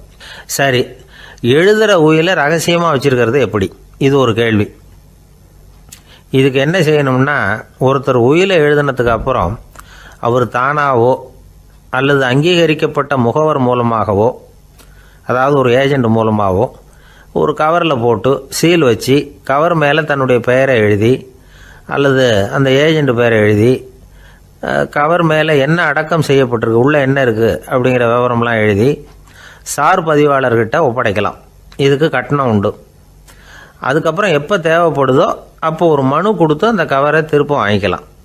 இப்போ எழுதுகிற உயிலை இவ்வளவு நாளுக்குள்ளே பதிவு செய்யணுங்கிற கால வரையறை உண்டா அப்படின்னு ஒரு கேள்வி வரலாம் இல்லையா? எப்போ வேணும்னாலும் பதிவு செய்யலாம். நம்மால் ஒருத்தர் ஒரு நாள் ரொம்ப அவசரமாக வந்தார். இந்த உயில் எழுதுறது சம்பந்தமாக பூரா விவரமாக எனக்கு உடனே தெரியணும்னார். நான் உடனே அவரை வக்கீல் ஒருத்தர்கிட்ட அழைச்சிட்டு போனேன். இவர் அவர்கிட்ட எல்லா விவரமும் கேட்டு தெரிஞ்சுக்கிட்டார். ரொம்ப தேங்க்ஸ்ன்னு சொல்லிவிட்டு 2 பேரும் வெளியில் வந்தோம். அதுக்கப்புறம் இவர்கிட்ட கேட்டேன், ஆமாம் இவ்வளவு விவரமாக கேட்குறீங்களே, உங்களுக்கு எத்தனை பிள்ளைங்க சார் அப்படின்னு கேட்டேன். 6 பேர் சார் அப்படின்னார். சரி, இருக்கிற சொத்து எவ்வளவுன்னு கேட்டேன். அதை இனிமே தான் சம்பாதிக்க போகிறேன் அப்படின்னார். ஒரு ஊரில் ஒரு மன்னர் இருந்தார். அழகான அரண்மனையில் அவர் இருந்தார். அந்த அரண்மனையை விட அழகாக ஒரு மாளிகையை அந்த ஊர்லேயே வேற ஒருத்தன் கட்டியிருந்தான். அப்படி கட்டி முடித்ததில் அவனுக்கு ரொம்ப பெருமை. எத்தனையோ செல்வந்தர்கள்லாம் பார்த்துட்டு, இந்த மாளிகையை விலைக்கு கொடுத்துட்றியா, எவ்வளவு விலை சொன்னாலும் சரி நாங்கள் வாங்கிக்கிறதுக்கு தயாராக இருக்கோம் அப்படின்னு சொல்லி கேட்டு பார்த்துட்டாங்க. நான் இதை விற்கிறதுக்கு தயாராக இல்லை அப்படின்னு சொல்லிவிட்டான். அவ்வளவு சிறப்பாக கலை அம்சத்தோடு அதை கட்டி முடிச்சிருக்கிறான். அதுவே ஒரு பெரிய அரண்மனை மாதிரி இருந்ததுன்னா பார்த்துங்களேன். சுற்றிலும் அழகான பூந்தோட்டம். ஒரு நாள் அவன் எங்கேயோ வெளியூர் போயிட்டு திரும்பி வந்துக்கிட்டு இருக்கிறான். அப்போது அந்த மாளிகை தீப்பெட்டி எரிஞ்சிக்கிட்டு இருக்கு. பதறி போட்டான். விலைக்கு கேட்டவங்க யாராவது இதை செஞ்சுருக்கணும், இல்லைன்னா மன்னரே செய்த சதியோ என்னவோ, இப்படிலாம் அவனுக்கு சந்தேகம். ஒரு மூலையில் உட்காந்து அழ ஆரம்பிச்சிட்டான். அந்த சமயத்தில் அவனுடைய மகன் அங்கே ஓடி வந்தான். அப்பா அழாதீங்க, இதை நான் நேற்று ராத்திரியே நம்ம ஊர் மன்னருக்கு விற்றுட்டேன். இதை கட்டி முடிக்க நமக்கு எவ்வளவு செலவாச்சோ அதை போல் 3 மடங்கு விலைக்கு விற்றுட்டேன். கவலைப்படாதீங்க, இதை விட அழகான மாளிகையை நாம் புதுசாக கட்டிக்கலாம்னா. இதை கேட்டதும் அழுதுகிட்டு இருந்தவன் அழுகையை நிறுத்தினான், சிரிக்க ஆரம்பிச்சிட்டான். இதே இடத்த நான் மன்னர்கிட்ட இருந்து விலைக்கு வாங்குவேன், இதை விட அழகான மாளிகையை கட்டுவேன் அப்படின்னு சுற்றி நின்று எல்லார்கிட்டையும் சொல்லிக்கிட்டு இருந்தான். இந்த சமயத்தில் அவனோட இளைய மகன் ஓடி வந்தான். அப்பா, அண்ணன் சொன்னதெல்லாம் சரிதான், மன்னர்கிட்ட விலை பேசினதெல்லாம் உண்மைதான், ஆனால் விற்றது பேச்சு அளவில் தான். இனிமே தான் பத்திரம் வாங்கணும், எழுதணும், நீங்கள் கையெழுத்து போடணும், பதிவு பண்ணணும், மன்னர்கிட்ட பணம் வாங்கணும். அதுக்காகத்தான் உங்களை எதிர்பார்த்துக்கிட்டு இருந்தோம். அதுக்குள்ளே இப்படி ஆயிட்டுதுன்னா. இப்போ சிரிச்சுக்கிட்டு இருந்தாவன் சிரிப்பை நிறுத்தினான். மறுபடியும் குழந்தை மாதிரி அழ ஆரம்பிச்சிட்டான். இது ஒரு சம்பவம். இதிலிருந்து என்ன தெரியுது? அந்த அழகான மாளிகை தன்னுடையது அப்படின்னு நினைக்கும் பொழுது அவனுக்கு அழுகை வந்தது. அது தன்னுடையது இல்லை அப்படின்னு நினைக்கிற போது சிரிப்பு வந்தது. மறுபடியும் அது தன்னுடையது தான் அப்படிங்கிற உணர்வு வரும்பொழுது அழுகை. எது எதிலிருந்து நீ நீங்கி இருக்கிறாயோ அது அதிலிருந்து உனக்கு துன்பம் இல்லை அப்படிங்கிறார் திருவள்ளுவர். இந்த உடம்பு என்னுடையதில்லை அப்படிங்கிற உணர்வு வந்துட்டா அது ஒரு பெரிய நிலை. அந்த நிலை வரணும். எல்லாத்தையும் பயன்படுத்திக்கலாம், ஆனால் பற்றில் விழுந்துடக்கூடாது. உலகத்தில் இருங்கள், ஆனால் உலகத்தவராக இருக்காதீர்கள். உலகிற்குள் இருங்கள், உலகம் உங்களுக்குள் வந்துவிட அனுமதிக்காதீர்கள். விலகி இருங்கள், விழித்திருங்கள், மௌனமாய் பார்த்திருங்கள் அப்படிங்கிறது சான்றோர் கருத்து. செய்ய வேண்டிய கடமையிலிருந்து விலகி இருக்கிறவர்கள் நம்மகிட்ட நிறைய பேர் உண்டு. அப்படிப்பட்ட ஒருத்தர் டாக்டர்கிட்ட போனார். டாக்டர், நான் ஒரு கவர்மெண்ட் ஆஃபீஸில் வேலை பார்க்குறேன், எனக்கு ஒரே அசதியாக இருக்குது, என்னை சோதிச்சு பாருங்கள், ஆலோசனை சொல்லுங்கள் ஏதாவதுன்னார். டாக்டர் அவரை பரிசோதனை பண்ணி பார்த்துட்டு சொன்னார், இதோ பாரு, உனக்கு இப்போ தேவைப்படுறது முழு ஓய்வு. நீ எவ்வளவு சீக்கிரமாக ஆஃபீஸுக்கு போறியோ அவ்வளவுக்கு உனக்கு நல்லது அப்படின்னாராம். ஒரு ஊரில் ஒரு ஆள் இருந்தான். கற்பனையிலேயே காலத்தை கடத்திக்கிட்டு இருந்தான். ஒரு நாள் ஒரு மரத்தடியில் உட்காந்துருந்தான். அவனுக்கு பசிக்கிற மாதிரி தெரிஞ்சுது. உடனே கற்பனையிலேயே சாப்பிட ஆரம்பிச்சிட்டான். அதாவது எதிரில் இலை போட்டு சாப்பாடு போடப்பட்டிருக்கிறதாகவும் அதை இவன் சாப்பிட்றதாகவும் நினச்சிக்கிட்டு கையை மட்டும் வாய்க்கும் தரைக்குமா அப்படியும் இப்படியும் கொண்டுகிட்டு போய் பாவனை பண்ணிக்கிட்டே இருக்கிறான். தூரத்தில் இருந்து பார்க்குறவங்களுக்கு இவன் ஏதோ பலமான விருந்து சாப்பிட்டுக்கிட்டு இருக்கிறான் அப்படின்னு தான் தோணும். அது மாதிரியே பண்ணிக்கிட்டு இருந்தான். அந்த வழியாக ஒரு சன்னியாசி வந்துக்கிட்டு இருந்தார். இவனை பார்த்தார். என்ன இவன் இப்படி பண்ணிகிட்டு இருக்கிறானே அப்படின்னு நினச்சாரு. கொஞ்ச நேரம் அவனையே உத்து பார்த்துக்கிட்டு இருந்தார். இவரை பார்த்ததும் அவன் இன்னமும் சுவாரஸ்யமாக சாப்பிட ஆரம்பிச்சிட்டான். அப்பப்பா, என்ன இது, இந்த குழம்பு இவ்வளவு காரமாக இருக்குது, என்னுடைய நாக்கே எரிஞ்சு போடும் போல இருக்கே அப்படின்னு சொல்லிக்கிட்டு பக்கத்தில் ஒரு குவளையை எடுத்து தண்ணி குடிக்கிறது மாதிரி பாவனை பண்ணுறான். அப்பாடா, இப்போ கொஞ்சம் பரவாயில்ல அப்படின்னு சொல்லிக்கிட்டு குவளையை கீழே வைக்கிறது மாதிரி ஒரு பாவனை பண்ணுறான். சன்னியாசி பார்த்தார். என்னப்பா, சாப்பாட்டில் காரம் அதிகமோ அப்படின்னார். ஆமாம் சுவாமி, ஞாபகம் மறதியில் கொஞ்சம் மிளகாய் அதிகமாக சேர்த்துக்கிட்டேன் அப்படின்னா. சரி சாப்பிடு அப்படின்னு சொல்லிட்டார். அவன் சாப்பிட்டு முடிக்கிற வரைக்கும் பொறுமையாக உட்காந்துருந்தார். அவன் அப்பாடா அப்படின்னு சொல்லிட்டு மறுபடியும் தண்ணியை எடுத்து குடித்தான். எல்லாம் கற்பனையிலேயே. அதுக்கப்புறம் சன்னியாசி பேச ஆரம்பித்தார். இதை பாருப்பா, உன்னுடைய கற்பனையை நான் மெச்சுறேன், இருந்தாலும் உன் சாப்பாட்டில் ஒரு இனிப்பையும் வச்சுருக்கலாமே, ஏன் மிளகாயை அளவுக்கு அதிகமாக போட்டுவிட்டு அவஸ்தைப்படுறேன் அப்படின்னார். அவன் யோசிக்க ஆரம்பித்தான். அதுக்கப்புறம் இவர் சொன்னார், இதை பாருப்பா, இனிமேல உன்னுடைய கற்பனையும் உயர்ந்ததாக இருக்கட்டும் அப்படின்னு உபதேசம் பண்ணிவிட்டு போனார்.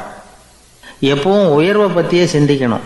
உயர்வு கிடைக்கலன்னா கூட அப்படி சிந்திக்கிறத நிறுத்தப்படாது அப்படிங்கிறார் திருவள்ளுவர். உள்ளுவது எல்லாம் உயர் உள்ளல், மற்ற அது தள்ளினும் தள்ளாமை நேர்த்து. ஊக்கம் இல்லாமல் உலகத்தில் வாழ்ந்து பிரயோஜனம் இல்லை. அதனால் உயர்வாகவே சிந்திக்கணும். அது நம்மளை ஊக்கப்படுத்தும். இது பெரியோர் வாக்கு. இந்த உலகத்தில் கற்பனையிலேயே வாழ்கிற சில கஞ்சர்களும் உண்டு. அதாவது 2 கஞ்சர்கள், 2 பேரும் பக்கத்து பக்கத்து ஊரில் இருந்தாங்க. பொங்கல் சமயம் ஒரு கஞ்சன் தன்னுடைய மகனை கூப்பிட்டான். இதோ பாருப்பா, பக்கத்து ஊரில் என்னுடைய நண்பன் ஒருத்தன் இருக்கிறான், அவனுக்கு பொங்கல் பரிசு ஏதாவது கொடுக்கணும், நான் ஒரு 4 ஆட்டுக்குட்டியை தரேன், நீ கொண்டுகிட்டு போய் கொடுத்துட்டு வந்துவிடுறியா அப்படின்னு கேட்டான். சரி, நான் புள்ள ஒரு பைய கையில் எடுத்துக்கோன்னா. அவன் எடுத்துக்கிட்டான். இந்த ஆட்டுக்குட்டி பிடிச்சிக்கோ அப்படின்னு சொல்லி ஒவ்வொன்றா போடுறேன் பார் அப்படின்னு சொல்லிட்டு 1 2 3 4 அப்படின்னு எண்ணிக்கிட்டே வெறும் சைகையாலேயே ஆட்டுக்குட்டியை பிடிச்சி போடுறது மாதிரி பாவனை பண்ணிகிட்டு இருக்கிறான். அவன் பிள்ளையும் அது ரொம்ப அக்கறையாக வாங்கிக்கிறது மாதிரி வாங்கிக்கிட்டு அந்த பையை தூக்கிக்கிட்டு அடுத்த ஊருக்கு போகிறான். இவன் அங்கே போய் சேர்ந்த நேரத்தில் அந்த கஞ்சன் ஊரில் இல்லை, எங்கேயோ வெளியில் போயிருக்கிறான். அவனோட புள்ள மட்டும்தான் வீட்டில் இருந்தான். இவன் அவன்கிட்ட, இதை பாரு, எங்கள் அப்பா உங்கள் அப்பாவுக்கு ஆட்டுக்குட்டி கொடுத்து அனுப்பியிருக்கிறாரு, பிடிச்சிக்கோ அப்படின்னு சொல்லி பாவனையிலேயே ஒவ்வொன்றா எடுத்து அவங்ககிட்ட கொடுத்துட்டான். அவனும் வாங்கிட்டான் வாங்கிறது மாதிரி. அப்புறம் சொன்னான், சரிப்பா, நானும் பதிலுக்கு ஏதாவது ஒன்றுகிட்ட கொடுக்கணும் இல்லையா, அதனால் அந்த பைய பிடி, ஒரு 10 எலுமிச்சம்பழம் தரேன், பதிலுக்கு அதை நீ எடுத்துகிட்டு போ அப்படின்னு சொல்லி கையாலேயே ஒவ்வொன்றா எடுத்து போடுறது மாதிரி பாவனை பண்ணிவிட்டான். அவனும் ரொம்ப நன்றி அப்படின்னு சொல்லிவிட்டு அதை வாங்கிட்டு போயிட்டான். கொஞ்ச நேரம் கழித்து வெளியில் போயிருந்த அப்பங்காரன் திரும்பி வந்தான். உள்ளே சொன்னான், அப்பா, உன்னோட நண்பர் அவருடைய மகன் மூலமாக உனக்கு 6 ஆட்டுக்குட்டி கொடுத்து அனுப்பியிருந்தார், நானும் பதிலுக்கு ஒரு 10 எலுமிச்சம்பழம் கொடுத்து அனுப்பியிருக்கிறேன் அப்படின்னா. எப்படிடா கொடுத்தேன்னு கேட்டார் அப்பா. இப்படி தான் கொடுத்தேன்னு சொல்லி சைகையிலேயே காட்டினான். இதை பார்த்ததும் அப்பங்காரனுக்கு பயங்கரமாக கோவம் வந்துட்டுது. பலார்னு அரைஞ்சுட்டான் பையனை. ஏன்ப்பா அரைஞ்ச? 10 எலுமிச்சம்பழம் கொடுத்துட்டேனே அப்படிங்கிறதுக்காகவா அப்படின்னு கேட்டான். அது கூட பரவாயில்ல, நீ காட்டுற சைகையை பார்த்தா ஆரஞ்சு பழம் சைஸுக்கு இருக்குதே, அவ்வளவு பெருசாக ஏன் கொடுத்த? அதுதான் எனக்கு கோபம் அப்படி. ஒரு நண்பர் யாருக்கோ ஃபோன் பண்ணிகிட்டு இருந்தார். அவர் பேசி முடித்ததும் நான் அவரை பார்த்து, இப்போ ஃபோன் பண்ணிங்களே, அந்த ஃபோன் நம்பர் என்ன அப்படின்னு கேட்டேன். அவர் தலையை சொரிஞ்சுக்கிட்டார், ஞாபகம் வரலன்னார். சரி சார், அதை விடுங்க, உங்கள் மனைவி பேர் என்ன அப்படின்னு கேட்டேன். மாலதின்னார். என்ன சார் இது வேடிக்கை, கொஞ்ச நேரத்துக்கு முன்னாடி பேசின ஃபோன் நம்பர் மறந்து போச்சு, எப்போவோ கல்யாணம் பண்ணிக்கிட்ட மனைவி பேர் மறக்கலை, அதை கரெக்டாக சொல்லிவிட்டீங்களே அப்படின்னு கேட்டேன். அவர் என்ன ஒரு மாதிரியாக பார்த்தார். அவர் அப்படி என்னை பார்த்ததில் ஒன்றும் தப்பு இல்லை, ஏன்னா நாம் எல்லாருமே அப்படி தானே, ஒரு குறிப்பிட்ட காரியத்துக்காக தொலைபேசியில் ஒருத்தட்ட பேசுகிறோம், அதுக்கப்புறம் அந்த எண் நமக்கு அனாவசியம், அதனால் மறந்துடுறோம். இதுக்கு பேர் தான் தற்காலிக ஞாபகம். ஆனால் மனைவி பேரை மறந்துட முடியுமா? முடியாது. அது அவசியமான ஒன்று. அடிக்கடி அந்த பேரை உபயோகப்படுத்துகிறோம், அதனாலேயும் அது முக்கியங்கிறதுனாலேயும் அதை மறக்கறதில்ல. இதுக்கு பேர் நிரந்தர ஞாபகம். சரி, இந்த தற்காலிக ஞாபகம், நிரந்தர ஞாபகம், இது 2 ஞாபக அளவுகளையும் கட்டுப்படுத்துறது எது அப்படின்னா மூளைக்குள்ளே நடக்கிற மின்சார நடவடிக்கைகள் தான். தற்காலிக ஞாபகம் ஒரு மின்னல் மாதிரி தோன்றி மறையுது. நிரந்தர ஞாபகம் ஒரு படிவம் போல மூளையில் படிஞ்சுடுது. ஒரு சம்பவத்தின் பல பிரதிகள் மூளையில் பல்வேறு பகுதிகளிலேயும் படிகிறதுனால ஒன்று மறைஞ்சாலும் மறந்தாலும் இன்னொன்று மறையறதில்லை. இப்படிப்பட்ட நிலைமையில தான் இந்த தொண்டையில் இருக்குது, வாயில் வரமாட்டேங்குது சார் அப்படிமா. ஒருத்தருக்கு எந்த துறையில் ஆர்வமும் ஈடுபாடும் அதிகமோ அது சம்பந்தமான ஞாபக சக்தி அதிகமாக இருக்கும். தொழிலை விரும்புகிற ஒரு டெலிஃபோன் ஆப்ரேட்டருக்கு எண்கள்லாம் நல்ல ஞாபகம் இருக்கும். அது மாதிரி கவிஞர்களுக்கு வார்த்தைகள் நல்ல ஞாபகத்தில் இருக்கும். இது ஒரு பக்கம் இருந்தாலும் ஒரு மூளை எண்களை விட எழுத்துக்களை விட படங்களை ரொம்ப சுலபமாக ஞாபகத்தில் வச்சுக்குது. புரிஞ்சுக்கிற தன்மை, அனுபவம், புத்தி கூர்மை இது கூடி குறையிறத பொறுத்து ஞாபக சக்தியும் ஏறும் இறங்கும். இப்போ உதாரணத்துக்கு ஒரு பையனுக்கு படித்தது எதுவும் ஞாபகத்தில் இல்லைன்னா அவன் அதை சரியாக புரிஞ்சுக்கலன்னு அர்த்தம். இந்த மறதிங்கிறது எந்த சமயத்தில் ஒரு பிரச்சனை ஆகுது தெரியுமா? உங்களுக்கு வேண்டியப்பட்ட ஒருத்தரை ஞாயிற்றுக்கிழமை சாயந்தரம் சரியாக 5 மணிக்கு கடற்கரைக்கு வர சொல்லிவிட்டு அந்த நேரத்தை மறந்துவிட்டா அது பரவாயில்ல, வர சொன்னதையே மறந்துவிட்டா தான் நிலைமை மோசம்னு அர்த்தம். இப்படி இருந்தால் இது சிகிச்சை எடுத்துக்க வேண்டிய நிலைமைங்கிறத புரிஞ்சுக்கணும். ஆமாம், இதுக்கும் மருந்து இருக்குது. ஆனால் மூளை குறிப்பிட்ட அளவுக்கும் கீழே இயங்குறப்போவோ இன்னொன்று சொல்லுவாங்க, இந்த நியூரோ டிரான்ஸ்மிட்டர் அப்படின்னு சொல்லுவாங்க. அப்படிங்கிற மூளை ரசாயனம் ரொம்பவும் குறைஞ்சி போகிறப்போ மட்டும்தான் உபயோகப்படும். டாக்டர் என்ன சொல்கிறாங்க தெரியுமா? மூளையை பொறுத்த வரைக்கும் அதில் ஞாபக சக்தி அதிகமாக உள்ள மூளை, மறதி உள்ள மூளை அப்படின்னு ஒன்றும் கிடையாது அப்படிங்கிறாங்க. நினைவு வச்சுக்கிறதுக்கு பயிற்சி அளிக்கப்பட்ட மூளை, பயிற்சியற்ற மூளை அப்படின்னு வேணும்னா சொல்லலாம் அப்படின்னு சொல்கிறாங்க. அதனால் நம்ம ஞாபக சக்திங்கிறது நம்மக்கிட்ட இருக்கிற பயிற்சி, முயற்சி இதை பொறுத்து தான் அமையும். ஒருத்தர் ஒரு பென்சிலை எங்கேயோ வச்சுக்கிட்டு தேடிக்கிட்டு இருந்தார். அப்புறம் என்னமோ தீவிரமாக யோசனை பண்ணி அதை ஞாபகப்படுத்தி பார்த்துக்கிட்டு இருந்தாராம். எதிரில் உட்காந்துருந்தவர் சொன்னார், பென்சிலை தானே தேடிக்கிட்டு இருக்கீங்க, அது உங்கள் வலது காதில் இருக்குது சார் அப்படின்னாராம் அவர். இதுக்கு அவர் சொல்லியிருக்காரு, பென்சிலை வலது காதில் தான் வச்சுருக்கேங்கிறது எனக்கு நல்லா ஞாபகம் இருக்குது, ஆனால் எது வலது காதுங்கிறது தான் மறந்து போச்சு அப்படின்னாராம். அவர் அதை தான் யோசிச்சுட்டு இருந்திருக்கிறார். எனக்கு ஒரு உதவி செய்யணும் அப்படின்னு நம்மளை பார்த்து ஒருத்தர் கேட்குறாருன்னு வச்சுங்களேன், உடனே நாம் அவரை பார்த்து என்ன உதவின்னு கேட்போம். இதுதான் சராசரி மனிதர்களின் இயல்பு. ஆனால் ஒருத்தர் எனக்கு ஒரு உதவி செய்யணும் அப்படின்னு கேட்ட உடனே என்ன உதவின்னு கூட கேட்காம சரி செய்கிறேன் அப்படின்னு ஒத்துக்கிறது இருக்கு பாருங்கள், அது கொஞ்சம் அபூர்வம். அந்த காலத்தில் ஒருத்தர் இருந்தார். அவர் எப்படி தெரியுமா? உதவி கேட்குறவங்க நல்லவங்களா கெட்டவங்களா அப்படின்னு கூட பார்க்கல, தனக்கு நன்மையா தீமையா அப்படின்னு கூட பார்க்கல, உதவி செய்கிறேன்னு புறப்பட்டு விட்டார். அவர் யார் தெரியுமா? அவர் தான் நல சக்கரவர்த்தி. அவர் மாதிரி நாம் உதவி கேட்குறவங்களுக்கு உடனே உதவி செய்கிறதுக்கு தயாராக இருக்கணும் அப்படின்னு சொன்னார் ஒரு ஆன்மீக பேச்சாளர். நல சரித்திரத்தை அவர் சொல்லிக்கிட்டு இருந்தார். இந்திரன், அக்னி, வருணன், யமன் இவங்க 4 பேரும் நலனை பார்த்து எங்களுக்கு நீ உதவி செய்யணும், எங்களுக்காக நீ தூது போகணும் அப்படின்னு கேட்குறாங்க. யாருக்கிட்ட தூது போகணும், என்ன காரியத்துக்காக போகணும் அப்படின்னு கேட்கணும்ல. நலன் அப்படி கேட்கவே இல்லை. உடனே சரின்னு ஒத்துக்கிறான். அதுக்கப்புறம் அவங்க விவரம் சொல்கிறாங்க, என்ன உதவி, யாருக்கிட்ட தூது போகணும் அப்படிங்கிற விவரத்தை சொல்கிறாங்க.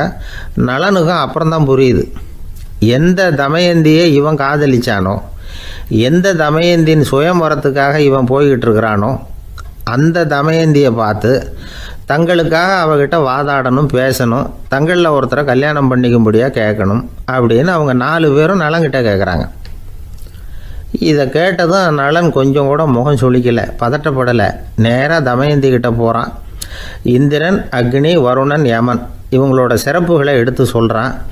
இவங்களில் ஒருத்தரை கல்யாணம் பண்ணிக்கலாம் அப்படின்னு சொல்லி கேட்டுக்கிறான். ஆனால் இதுக்கு தமயந்தி சம்மதிக்கலை. சுயம்பரம் நடக்குது, அவள் நலனை தேர்ந்தெடுக்கிறாள். அந்த 4 பேரும் நலனுக்கு நிறைய வரங்கள்லாம் கொடுக்குறாங்க. அதுக்கப்புறம் இப்படி போகுது கதை. இதில் நாம் கவனிக்க வேண்டியது என்னென்னா, உதவின்னு கேட்ட உடனே என்ன உதவின்னு கேட்காம சரி செய்கிறேன்னு சொன்னான் பாருங்க, அதை கொஞ்சம் சிந்திக்கணும். செய்கிறேன்னு ஒத்துக்கிட்டதுக்கு அப்புறம் அது என்ன உதவின்னு தெரிஞ்சும் முகம் சுளிக்காமல் அதை செஞ்சான் பாருங்க, அதையும் கொஞ்சம் சிந்திக்கணும். நம்மால்